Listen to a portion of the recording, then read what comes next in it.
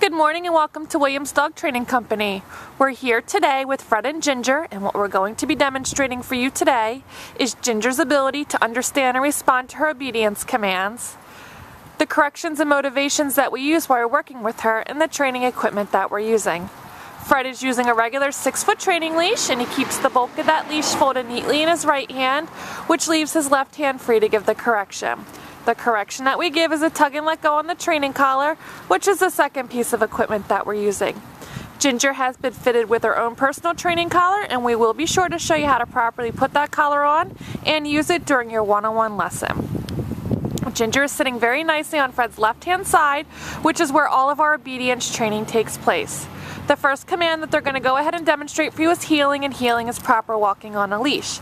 The command that you're going to give is Ginger heel, and then you're going to simply start walking, and Ginger will fall in line walking nicely at your left-hand side.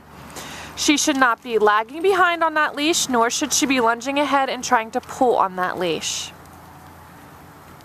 Also incorporated into our heeling exercise is the automatic sit, which you just saw occur, and we'll show you another example here. So anytime you're out with her and you stop walking, she should sit nicely. There's an example right there for you.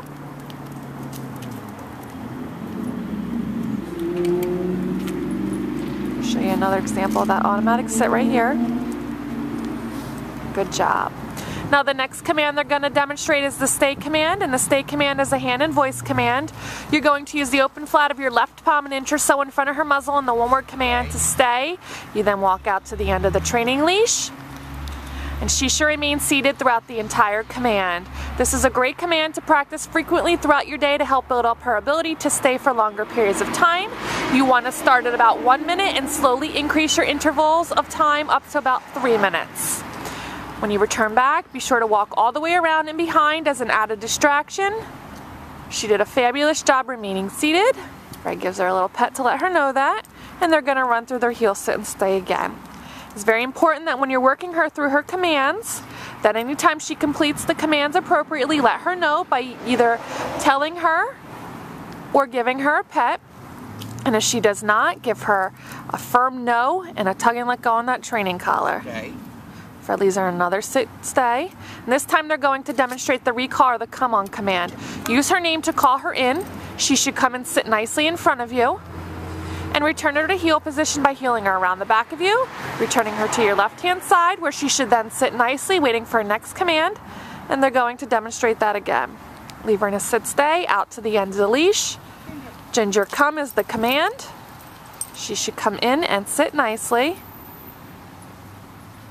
And returns to heel position by going around the back of you to your left-hand side, sitting nicely. Very well done. When Ginger comes home, you want to make sure that you're practicing your commands both indoors as well as outdoors. But you want to pick an area that's nice and quiet and distraction-free at first. And again, you'll slowly increase your distractions over time. This next command they're going to demonstrate is the down from a heel position. Again, use the open flat of your left palm, but this time straight down towards the ground, and the one-word command to down. Leave her in a stay out to the end of the leash. Same with the sit stay. With the down stay, she should remain laying down. Practice this one frequently as well throughout the day to help build up her ability to stay for longer periods of time. Start this one at about 3 minutes and increase up to 5 minutes. Fred's going to return back. Good job. And they will demonstrate that again. Also, when Ginger comes home for the first 2 to 4 weeks, you want to make sure that you're practicing all of your obedience commands every day in a 10 to 15 minute formal obedience training session such as this video here. It's great practice for the two of you, learning the commands together. Stay. So these are another down stay, and this time we'll demonstrate that recall command from the down position where she has to get up and come in. Good job.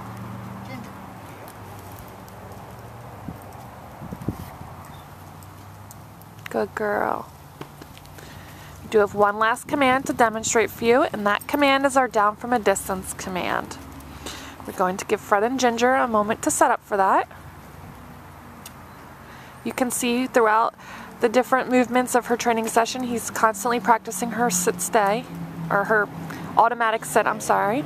So for the down from a distance, leave her in a sit-stay, walk out to the end of the leash, and give her the down command with your right hand.